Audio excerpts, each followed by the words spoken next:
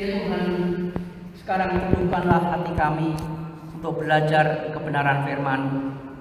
Biarlah melalui firman kami semakin diteguhkan untuk meyakinkan bahwa Engkau sendiri pemelihara kami yang sempurna. Oleh karena itu Tuhan, pada pagi hari ini kami ingin belajar salah satu aspek bagaimana Tuhan yang hadir dalam kehidupan kami, yang memelihara kami dengan kesetiaan. Oleh karena biar Roh Kudus memberikan pengertian kami dan juga kemampuan kami untuk meresponnya, bahkan untuk melakukannya. Hanya di dalam nama Tuhan Yesus Kristus kami berdoa. Amin. Jemaat sekalian, firman Tuhan hari ini diambil dalam kitab Amsal pasal 3 ayat 9 dan 10 demikian. Muliakanlah Tuhan dengan hartamu dan dengan hasil pertama dari segala penghasilanmu, maka lumbung-lumbungmu akan diisi penuh sampai melimpah-limpah, dan bejana pemerahanmu akan meluap dengan air buah anggurnya. Demikian firman Tuhan. Yang berbahagia kita sekalian yang mendengar firman Allah dan memeliharanya. Haleluya.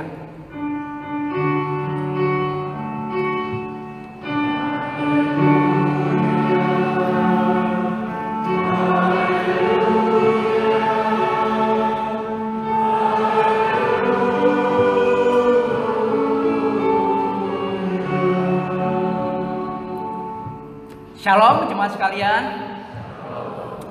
Jemaat sekalian, hari ini kita akan belajar ayat firman Tuhan yang tentu tidak asing bagi kita, ayat yang kita baca.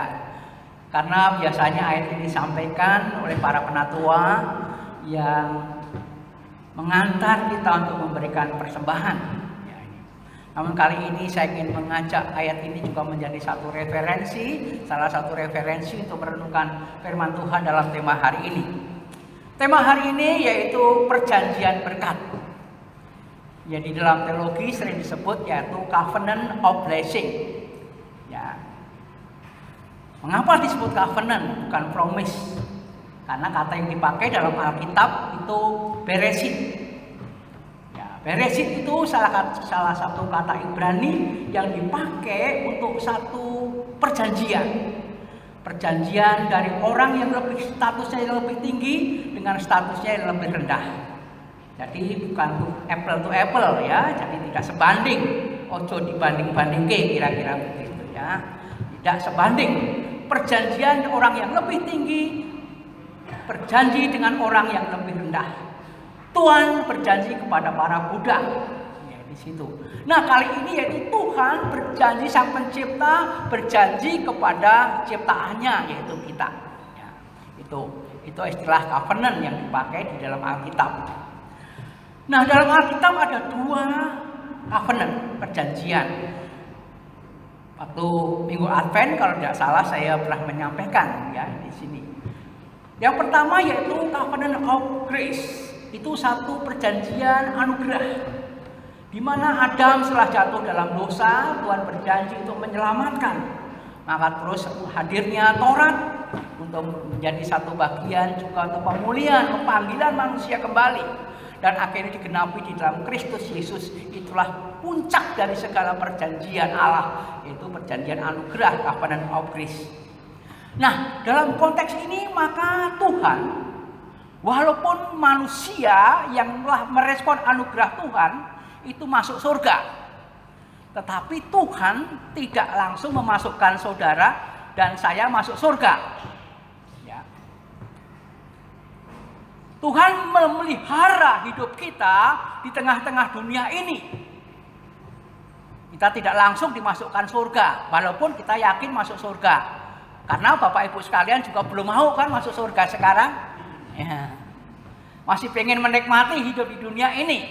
Nah Tuhan juga mau ya. Mengapa Tuhan tidak langsung, walaupun kita yakin hidup kekal itu menjadi satu bagian kita, tetapi Tuhan tidak langsung memasukkan kita dalam surga. Tuhan mengutus kita ya, itu untuk menyaksikan siapa Tuhan itu. Ya, itu perkenalkan iman kita.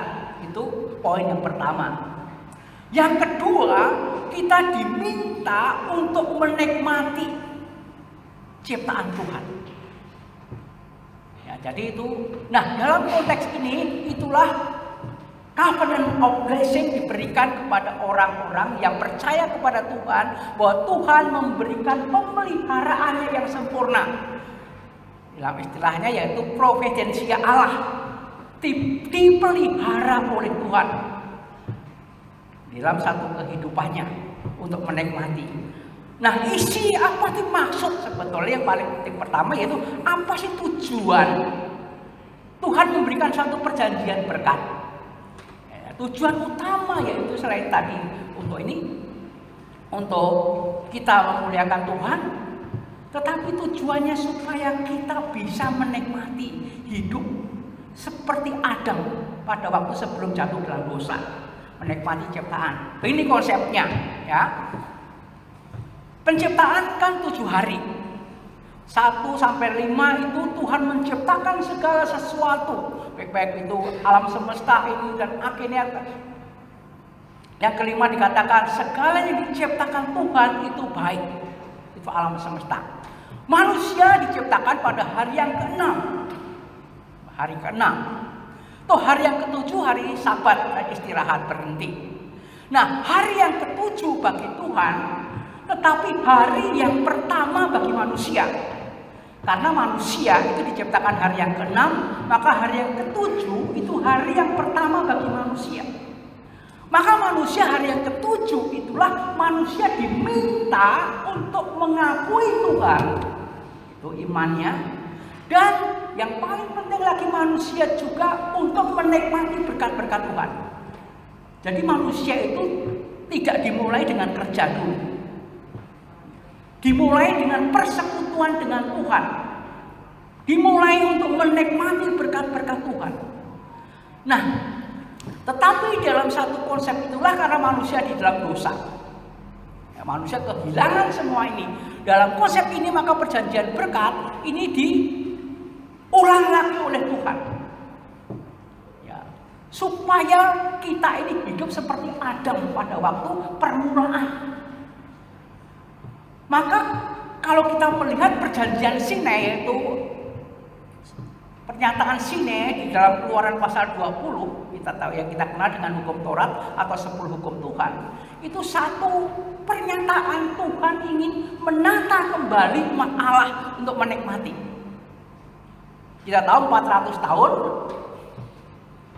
bangsa Israel keturunan Yakub ya di situ dan semua itu 400 tahun ada di Mesir. Pada waktu 400 tahun itu turun-temurun, Israel kehilangan martabat sebagai manusia. Maka Israel itu tidak mengenal yang namanya hak asasi, tidak mengenal juga Allah, dan juga tidak mengenal namanya kehidupan manusia secara spiritual maupun moral. Yang tahu adalah dia budak kerja.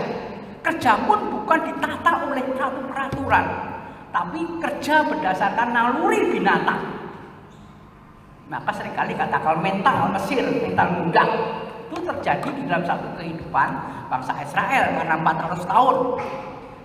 Di dalam satu buku yaitu Last Egypt, itu buku kuno ya, yang atau di bahasa Indonesianya juga ada yaitu ibadah Israel kuno. Itu bangsa Israel itu sampai begini pemikirannya. Firaun itu lebih kaya daripada Allah.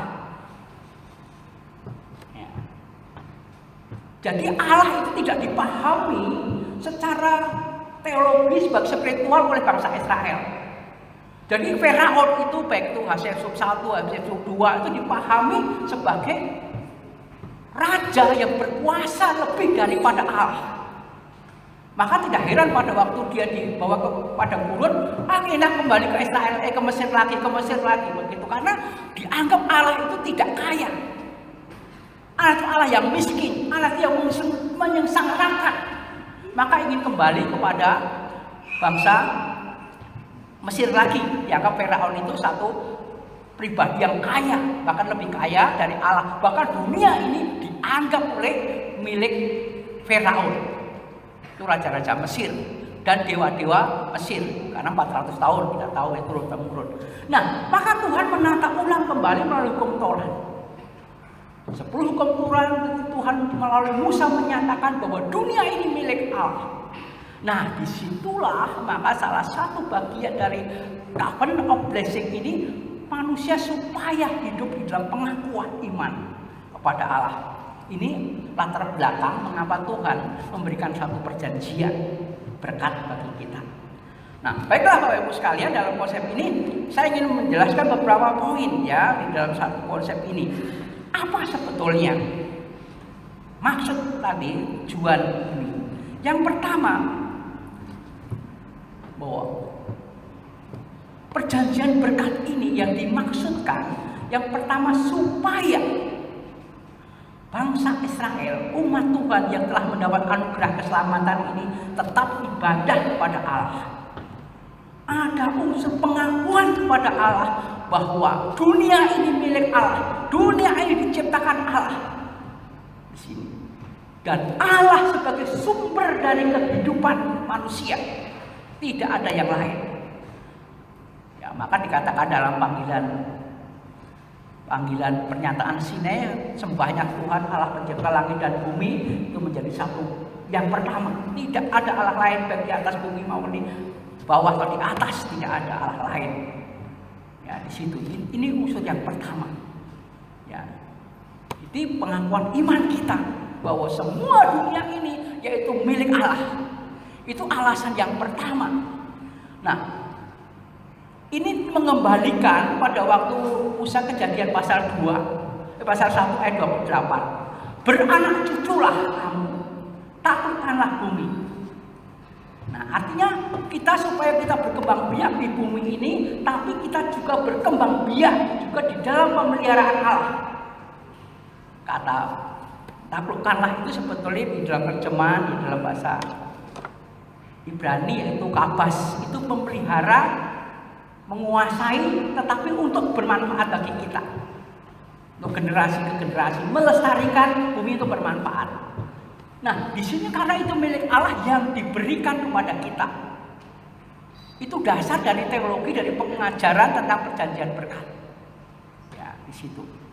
Nah, dalam konsep ini maka hidup kita harus pengakuan sumber hidup kita, yaitu dari Allah. Maka itu memberikan satu pengertian bahwa segala sesuatu yang ada dalam diri kita itu semuanya dari Allah, bukan dari dewa-dewa. Jadi Musa pada waktu itu mengajar supaya manusia Israel ini harus kembali meninggalkan berhala-berhala kuno, berhala-berhala juga Mesir kuno dan juga dewa-dewa Kanaan. Supaya ada pengakuan iman bahwa sumber hidup kamu itu hanya dari Allah pencipta langit dan bumi yang namanya yaitu Yahweh. Ya, maka panggilan pertama perjanjian berkat yaitu pengakuan terhadap Allah pemilik dunia ini. Dan kita adalah hidup kita bersumber dari Allah. Ya, artinya semua organ tubuh kita, nyawa kita, kemampuan kita, talenta kita itu dari Allah. Tuhan bisa cabut sewaktu-waktu ya. Maka kalau kita baca Alkitab dalam perjanjian lama seolah-olah Tuhan itu nampak kejam. Kelihatannya kejam gitu ya. Marah dikit, bunuh gitu. Itu kelihatan Tuhan begitu. Pokoknya manusia menyembah berhala, musnahkan. Karena itu orang-orang yang tidak mengakui Allah, kelihatannya begitu. Oke, itu pokok lain ya. Tapi ini intinya perjanjian berkat ini dari unsur-unsur yang kita ini. Jadi tujuannya membawa kita untuk beribadah kepada Allah. Nah, maka ada poin-poin selanjutnya Bapak Ibu sekalian.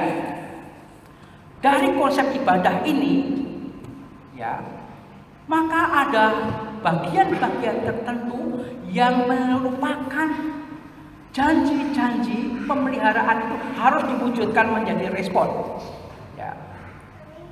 Yang berikutnya bahwa disitulah janji manusia bahwa harta dunia ini adalah milik Allah. Nah, mengapa di dalam ibadah itu ada persembahan? Ya, itu di dalam konsep dalam perjanjian lama. Karena apa? Karena itu menjadi satu bagian bahwa tanda bahwa dunia ini milik Tuhan, maka harta dunia ini milik Tuhan. Maka ibadah sebetulnya Tuhan juga nggak perlu. Ya, Tuhan itu kaya karena milik Tuhan. Tetapi manusia Israel dituntut untuk memberikan satu persembahan pada waktu ibadah, yaitu korban-korban bakaran, kambing, domba semua dibakar. Ini walaupun dari Allah, tapi dikembalikan kepada Allah, supaya manusia itu menghargai bahwa inilah milik Allah, bukan milik kita. Itu dari dasar dari covenant of blessing. Dan maka ibadah itu ada persembahan. Israel mengatur dalam kitab Imamat begitu rinci sekali dalam konsep ini, ya. Itulah menjadi satu bagian, ya. Yang kedua, ya, persembahan diberikan sebagai tanda pada waktu korban-korban itu diberikan sebagai untuk pemeliharaan dan kesaksian yang membedakan dari persembahan-persembahan bangsa kafir. Maka memang batasnya kecil sekali. Orang penyembahan berhala juga ada persembahan. Tetapi di dalam konsep Israel, persembahan itu diberikan, ya, untuk menjadi satu tanda pemeliharaan Allah, tetapi juga untuk menjadi kesaksian Yahweh. Maka ada aturan-aturan yang sangat rinci di dalam satu konsep di kitab Imamat.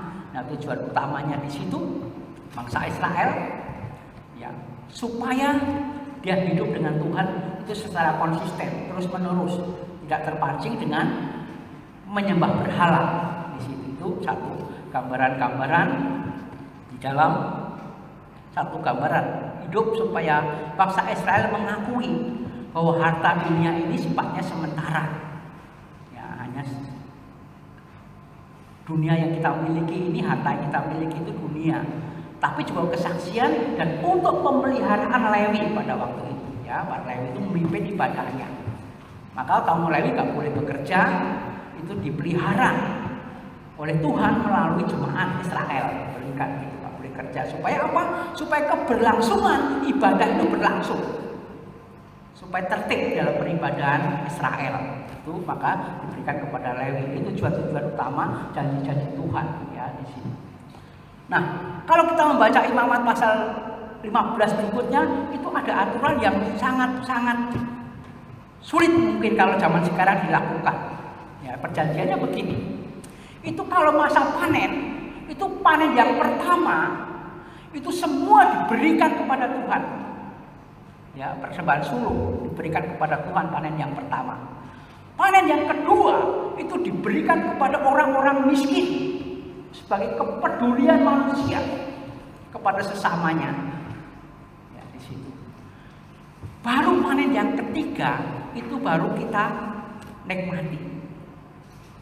Itu pun masih dipotong dengan persembahan sepersepuluhan. Itu perjanjian, isi perjanjian berkatnya di situ. Kalau tidak memberikan itu, Tuhan bisa kirim belalang. Ya, akhirnya bisa ada belalang mati, panennya itu bisa habis. Nah, itu perjanjiannya. Jadi itu memang sangat berat pada Israel. Tapi Israel sudah biasa dilatih Tuhan untuk melatih pengakuan kepada Tuhan harus diwujudkan dengan kepedulian kepada manusia dan kepedulian kepada bait Allah, kepedulian dengan kaum Lewi. Ini satu perbedaan di dalam perjanjian berkat ini isinya. Nah, tetapi Tuhan tidak pernah membuat Israel kekurangan. Justru semakin subur sebagai tanda berkatnya. Maka di dalam Maleki, ya kita tahu kitab Maleki digambarkan, sering kita baca persembahan 10-an digambarkan bahwa ya tingkap-tingkap langit akan diberikan. Anda tahu konsepnya harus mendasar di sini. Artinya perjanjian berkat ini diwujudkan bahwa Tuhan sanggup memelihara. Maka pada waktu itu bangsa Israel kalau melanggar urusan persembahan ini, dia bisa mati mendadak. Bisa dihentikan langkahnya oleh Tuhan. Dan bisa juga sawah-sawahnya itu menjadi kering dan tidak menghasilkan buah. Itu isi perjanjian. Jadi satu bisa menjadi berkat tapi bisa menjadi satu kutuk. perjanjian. Itu intinya. Nah, yang berikutnya, jadi perjanjian berkat untuk persembahan ini diberikan supaya apa? Supaya hati kita itu tidak berfokus kepada harta. Kita tidak menjadi orang yang berorientasi kepada harta. Harta itu hanya satu bagian yang kecil, yang terendah di dalam satu kehidupan. Artinya begini, kita tahu di dalam istilah penciptaan itu hierarkinya begini. Allah, manusia, binatang, materi. Ya, itu susunan pada waktu Allah menciptakan, itu Allah tertinggi, baru manusia. Hubungan manusia itu tidak ada apa-apanya, tidak ada materi, tapi hubungannya iman, pengakuan. Ya, tuh. Terus di bawah manusia itu makhluk hidup, binatang, dan materi paling rendah kita. Nah, kalau materi disejajarkan dengan manusia, itu namanya materialistis. Tapi kalau materi disejajarkan lebih tinggi dari manusia, namanya penyembahan berhala. Nah, di dalam konsep covenant of blessing ini, materi harus tetap lebih rendah. Tidak boleh sejajar dengan kita nilainya. Ya, tidak boleh juga lebih tinggi, apalagi lebih tinggi menjadi berhala. Apapun bentuknya, emas perak yang ada itu tetap lebih rendah. Dalam satu kehidupan itu harus dilatih. Maka Tuhan memberikan supaya kita memberikan persembahan itu tujuannya melatih kita menghargai Allah dan menghargai manusia. Itu menjadi tempat ke atas Tuhan nggak ada hubungannya. Itu maksudnya. Maka Tuhan memberikan satu perjanjian of blessing ini menjadi satu konsep ini, melatih hati orang beriman, orang percaya, orang diselamatkan. Jangan sampai kita hidup materialistis, tapi juga jangan sampai hidup kita hidup dalam penyembahan berhala karena materi. Nah, Bapak Ibu sekalian, ini sangat menggoda kita. Sekalian kadang-kadang kita materi itu lebih tinggi dari manusia. Bahkan kita juga sering menjajarkan, mensejajarkan materi itu nilainya sama dengan manusia. Nah, kalau Israel jatuh sampai demikian, Tuhan akan hukum. Nah, ini. Saya juga pelatihan, saya dulu pernah begini. Saya beli tas di satu mall, saya beli di gereja, saya waktu tinggal di gereja. Saya taruh di gereja, habis itu saya taruh di gereja, karena saya tinggalnya di gereja ya. Anak-anak kadang-kadang masuk di pastori juga. Terus saya tinggal kebaktian wilayah, kebaktian sektor ya, gitu. Tiba-tiba tasnya nggak ada, tapi ada tulisan. Ya, Pak Kris, tasnya saya pinjem ya untuk camping. Tas baru masih ada label namanya, masih ada label tokonya, masih label harganya. Dipinjam untuk camping 3 hari. Wah, ini ya tungguin aja nih pulang nih ya. Wah, pulang sudah kena lumpur-lumpurnya. Ya, saya sebagai manusia kadang pengen marah ya. Kadang-kadang ini, tapi saya tetap menghargai bagaimanapun materi lebih rendah dari manusia. Tapi tetap orang saya tegur. Ya, saya tegur, saya beri pelajaran bagaimana proses minjam-meminjam digambarkan, tapi saya tegur. Tapi saya harus tetap menghargai. Materi harus lebih rendah dari manusia. Jadi kita mengendalikan emosi kita. Ya, rusak apapun, kita tidak boleh menghargai materi sesama dengan manusia. Tidak. Itu maksudnya Tuhan memberikan satu, membawa harta kita kepada Tuhan. Itu konsep memuliakan Tuhan. Artinya jangan sampai harta ini menghalangi hubungan kita dengan Tuhan, tetapi jangan juga menghalangi hubungan kita kemanusiaan. Nah, ini yang sering gagal dilakukan oleh manusia. Seringkali kita ya, kadang-kadang kita benda-benda marah, rusak begitu, kita marahnya kadang-kadang sudah melampaui apa? Kita menghargai manusia itu lebih rendah dari materi. Ini harus latihan. Maka Tuhan memberikan kepada Israel supaya memberikan satu persembahan. Yaitu itu alasan bagaimana Tuhan. Artinya supaya hierarki tadi tetap terjaga. Tuhan yang teratas, manusia terus binatang, dan juga materi. Artinya binatang dan materi harus di bawah kuasa manusia. Tidak boleh sejajar dan tidak boleh di atasnya. Apapun bentuknya. Apapun indahnya ciptaan Tuhan ini, tidak boleh sejajarkan manusia. Manusia tetap berharga di hadapan Tuhan. Tuhan harus wajib disembah. Itu selalu konsep perjanjian berkat yang diberikan kepada Israel yang diatur oleh imamat. Ya, ini hanya satu bagian. Itu yang disebut arti memuliakan hartamu. Ya, itu dasar dari kitab puisi. Ya. Sebetulnya dasar kitab yang lain sebetulnya kita ulangan sama imamat. Saya bacakan terlalu panjang ya. Saya hanya mengutip ayat ini, rumusannya aja dari kitab Amsal ini. Nah, karena apa? Ini Amsal ini merupakan satu gambaran yang ditulis oleh Salomo dari hikmat Tuhan. Mengapa demikian? Salomo ini yaitu orang yang apa yang dicari manusia itu sudah didapat, yang namanya Salomo. Kita pernah sampaikan dalam khotbah pernikahan kan, dalam konsep ini. Nah, apa yang dicari manusia di dunia ini sudah didapat Salomo. Apa artinya kekuasaan? Salomo menjadi raja. Apa artinya kepandaian? Kita sekolah, kuliah terus S1, S2, S3, S4 apapun supaya apa? Pinter. Salomo adalah orang yang terpandai, berhikmat.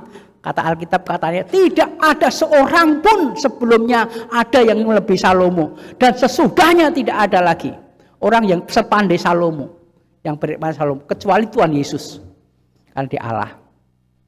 Yang ketiga, apa artinya kekayaan?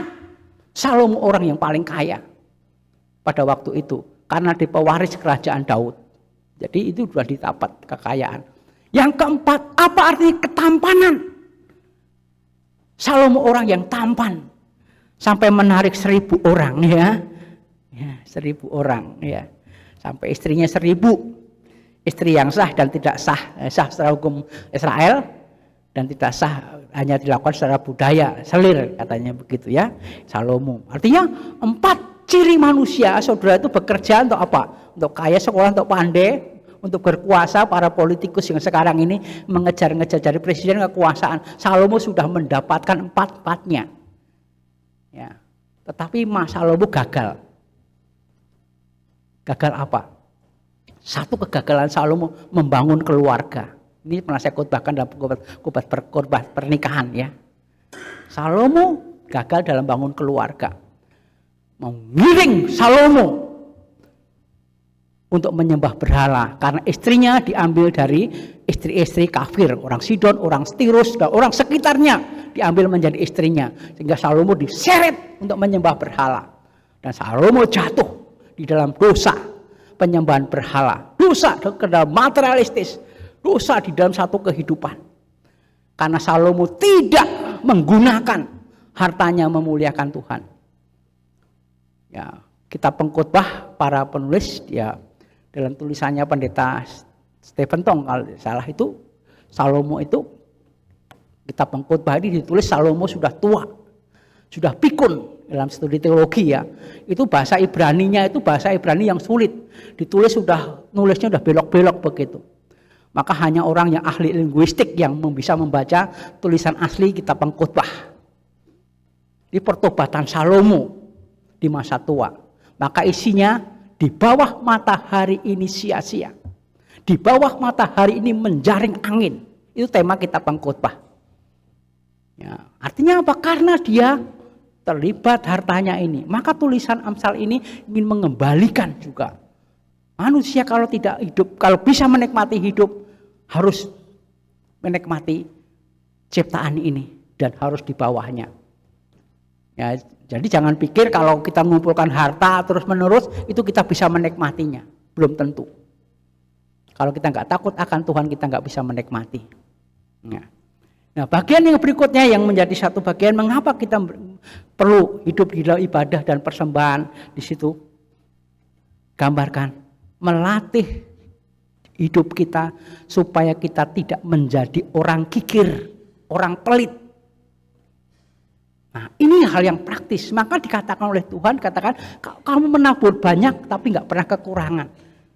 Tapi kalau menyimpan justru makin kekurangan. Artinya apa? Itu menyangkut hati. Kalau orang yang rela memberi, maka dikatakan Tuhan Yesus katakan juga lebih baik memberi daripada menerima. Itu memberikan satu unsur-unsur supaya hati kita ini, hidup kita itu tidak menjadi orang yang kikir, orang yang pelit. Orang yang pelit itu akan mengalami merasa kurang walaupun sudah memiliki. Pernah saya PA dengan sektor Kanaan kalau tidak salah ya, tentang Matius pasal 25 itu tentang kekhawatiran. Ya, artinya orang kikir ini akan menimbulkan kekhawatiran. Kekhawatiran itu apa? Kekhawatiran itu dosa. Ya, karena apa? Karena dia tidak percaya tentang pemeliharaan Allah. Kekhawatiran akan menghalangi kita untuk menikmati berkat Tuhan. Ini tujuan dari perjanjian berkat tadi. Melatih hati manusia supaya tidak pelit. Ya, tidak kikir. Maka kalau orang Kristen menjadi kikir itu ada yang salah. Ya, di situ. Itu menjadi satu gambaran satu kehidupannya melatih. Jadi hati kita supaya hati bermurah hati. Karena salah satu pekerjaan Roh Kudus yaitu murah hati. Membuat manusia murah hati. Kalau kita nggak bisa memurah hati, berarti ada yang salah, kita menghalangi pekerjaan roh di dalam diri kita. Nah, ini konsep-konsep ini. Nah, apa akibatnya di sini? Nah, ini perjanjiannya Tuhan. Tadi Tuhan menuntut ini, tapi Tuhan juga berjanji akan memberikan. Nah, maka kalau kita bisa melakukan itu semua di dalam satu kehidupannya, Tuhan akan melimpahkan berkat. Kita tidak merasa kekurangan. Karena Tuhan mencukupkan, memuaskan hati kita. Kalau kita membaca Mazmur, ya Mazmur pasal 23 yang sangat terkenal ya. Apa pertama gitu? Tuhan adalah gembalaku, takkan kekurangan aku. Nah, kata kekurangan aku ini terjemahannya sebetulnya masih ngambang. Kalau terjemahan yang tepat sebetulnya Tuhan adalah gembalaku, ya, tak ada yang kuingini. Begitu terjemahannya. Kalau bahasa Topik, bahasa tak ada kuingini itu memang agak bahasa Indonesia kita agak rancu. Maka diterjemahkan kekurangan. Tuhan adalah gembalaku, tak ada yang kuingini. Artinya apa? Keinginan kita, hati kita dipuaskan terus-menerus. Dicukupkan terus-menerus. Jadi tidak sempat kita mengalami rasa kurang. Itu artinya. Ya, di situ digambarkan. Tidak sempat hatiku itu merasa kekurangan, merasa menggerutu kepada Tuhan. Karena Tuhan memuaskan hatiku. Maka ukurannya bukan banyaknya berkat. Bukan banyak sedikitnya berkat. Tetapi bagaimana hati kita bisa menikmati pemberian Tuhan. Pemeliharaan Tuhan. Itu maksudnya. Di dalam satu bagian teks ini. Maka Bapak Ibu sekalian, kalau kita taat akan perjanjian berkat, kita tidak pernah mengalami kekurangan. Dalam arti kita akan puas menikmati berkat Tuhan. Mungkin kita tidak kaya. Ya, gitu. Tapi juga kita bisa menikmati berkat-berkat Tuhan. Itu menjadi satu isi dari satu covenant of blessing. Salah satunya menjadi gambaran itu ya. Tidak pernah mengalami. Yang berikutnya perjanjian inilah pada akhirnya hidup kita tidak pernah terpaut. Harta kita itu seperti doa Agur ya, doa Agur kita ingat, Tuhan jangan aku berikan kekayaan, jangan aku berikan kemiskinan. Ya. Kalau aku diberikan kekayaan, jangan-jangan aku nanti lupa dengan Tuhan. Tetapi kalau aku diberikan kekurangan, nanti aku jadi pencuri dalam kejahatan. Kira-kira begitu ya, digambarkan. Artinya apa? Itu mengindikasikan bahwa hidup kita ini hidup di dalam kecukupan pemeliharaan Tuhan. Ya. Maka kalau kita tidak bisa menikmati berkat Tuhan, pasti ada yang salah dalam hidup kita. Ya, di sini. Itu yang menjadi satu indikasi dalam pelayanan. Maka kita belajar hidup kita menikmati berkat-berkat Tuhan. Dan juga belajar untuk menghargai Tuhan melalui harta kita. Nah, Bapak-Ibu sekalian, mari kita mengoreksi diri Bapak-Ibu sekalian di dalam satu kehidupan kita berjemaat. Kita masuk di dalam konsep di dalam peribadahan yang demikian. Ya. Yang terakhir yang menjadi satu perjanjian berkat Tuhan dalam konsep ini bahwa harta benda supaya apa? Harta benda tidak menghalangi relasi kita dengan Tuhan dan manusia. Sekalian. Nah, kalau kita bisa meletakkan bahwa harta memuliakan Tuhan, itu harta dunia materi ini tidak akan pernah menghalangi kita hubungan dengan Tuhan. Nah, maka Tuhan juga tidak pernah begini.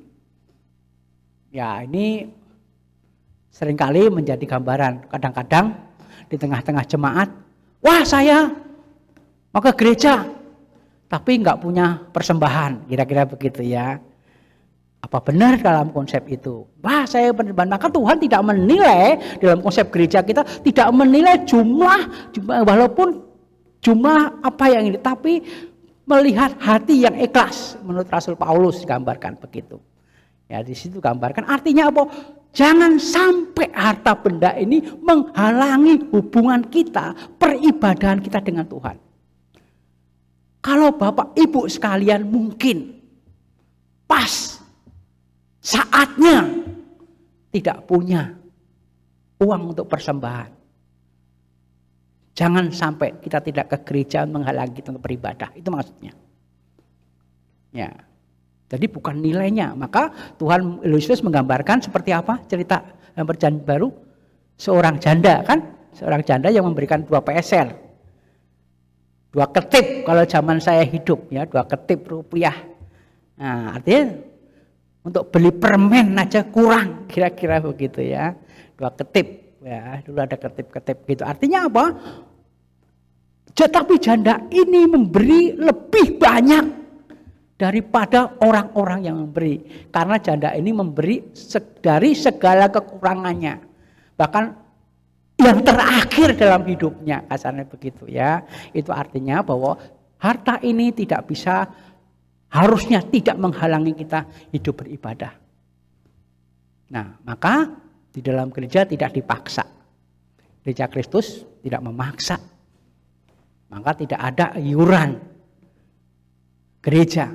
Ya, itu salah satu yang ditentukan. Itu salah satu rumusan teologi yang dianut Gereja Kristus. Maaf kalau gereja-gereja yang lain ada, saya tidak tahu. Tapi Gereja Kristus salah satu pandangan teologinya bahwa tidak memaksa jemaat untuk memberikan dalam bentuk iuran dalam gereja, tapi dibentuk satu persembahan sukarela sesuai dengan kemampuan, dengan hati. Kalau Bapak Ibu diberikan berkat kepada Tuhan, ya memberikan di sini. Dan Tuhan berjanji, lumbung-lumbungmu, pemerahanmu tidak akan pernah kekurangan kalau kita berani masuk di dalam satu konsep perjanjian berkat ini. Percaya ini satu bagian, kalau kita hidup memberikan persembahan, hidup kita tidak akan pernah kekurangan dan Tuhan akan memberikan kita untuk menikmati kehidupan. Itu dalam konsep hubungan Tuhan. Materi juga jangan menghalangi hubungan dengan sesama. Kadang-kadang materi, sekalian seringkali kan karena materi hubungan kita dengan sesama, yaitu memang materi bisa jadi menjadi kebanggaan hidup, ya, tetapi kadang-kadang menghalangi manusia. Kadang-kadang membuat kelas-kelas manusia, orang kaya, orang miskin, itu membuat kelas hanya karena materi. Nah, di dalam konsep covenant of blessing ini harus hilang. Ya, maka jemaat sama di hadapan Tuhan. Itu karena nilainya yaitu bukan karena materinya, yaitu nilainya yaitu nilai manusia itu sendiri. Itu sekalian, itu yang harus dipahami dalam satu kehidupan. Maka Bapak Ibu sekalian, kalau para penatua mengajak kita memberikan persembahan, itu pasti ya kita diberi kesempatan untuk memuliakan Tuhan, akan dikelola hidupnya. Misalnya saya itu hidup misalnya dari persembahan yang dibagikan oleh Tuhan, tetapi saya juga harus mempertanggungjawabkan hidup di hadapan Tuhan. Saya juga harus membagikan juga kepada orang lain, menjadi pelayan kepada Tuhan untuk kehidupan secukupnya, tidak sedekah dalam kehidupan. Itu kalau konsep Lewi yang harus digambarkan di situ. Ya, kalau Bapak Ibu sekalian ingin kaya, jangan jadi pendeta. Ya. Tapi kalau Bapak Ibu ingin mengalami kecukupan, jadilah pendeta. Ya. Karena pendeta yang ini tidak pernah mengalami kekurangan, kecukupan, menikmati apapun adanya, menikmati berkat Tuhan dengan penuh sukacita. Ya, kadang-kadang diombang-ambingkan dalam satu kehidupan. Terakhir saya kesaksian, saya pernah dalam satu perjalanan begini. Ini satu hari nih, sekalian. Ini berangkat naik pesawat. Wah, turun dijemput mobil mewah. Satu pelayanan. Terus sampai sejemput lagi ganti mobil, naik bemo, eklek-eklek.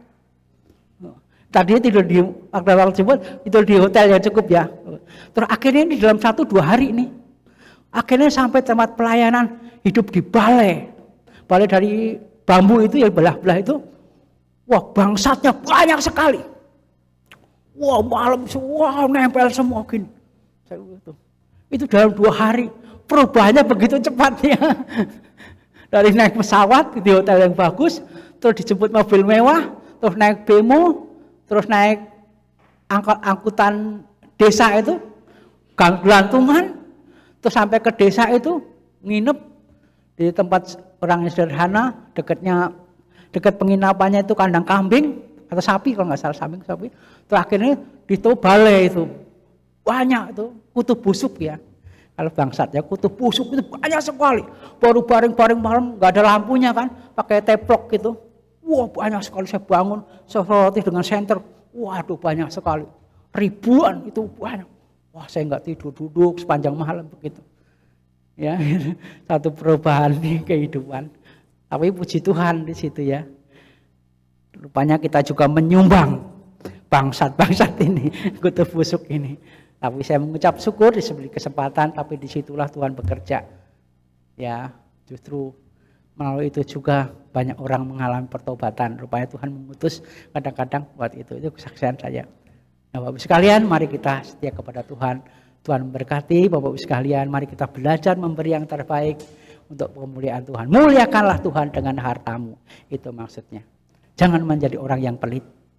Akan menghalangi berkat kita di hadapan Tuhan. Peganglah janji Tuhan ini. Tuhan akan memberikan berlimpah-limpah kehidupan saudara sekalian. Amin. Mari kita bersaat teduh sejenak untuk meresponi firman Tuhan, berdoa masing-masing.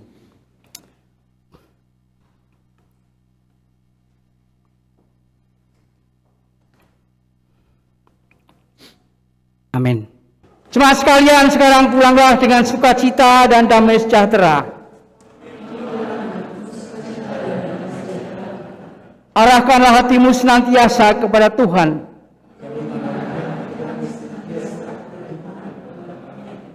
Jadilah saksi Tuhan yang setia. Ikut Diko saja Tuhan.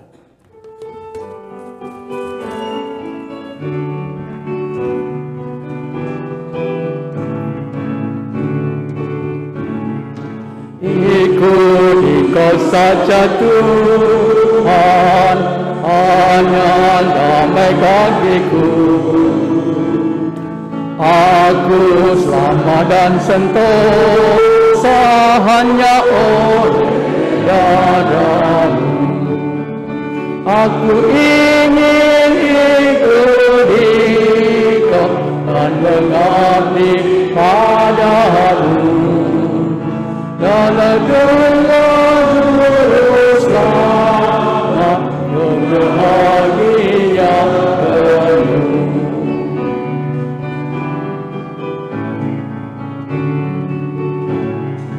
Ikut di sengsara karena janji-Mu teguh.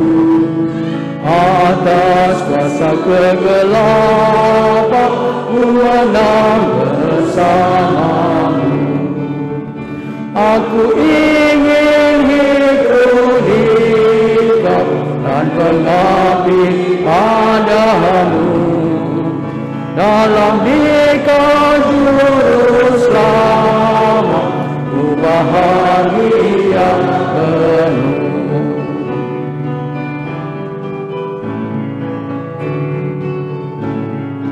Ikut dan menyangkal diri, Kristus hidup dalam-Mu. Hanya duduk kehendak-Mu denganmu berserah. Aku ingin ikut Dikau dan mengabdi padamu.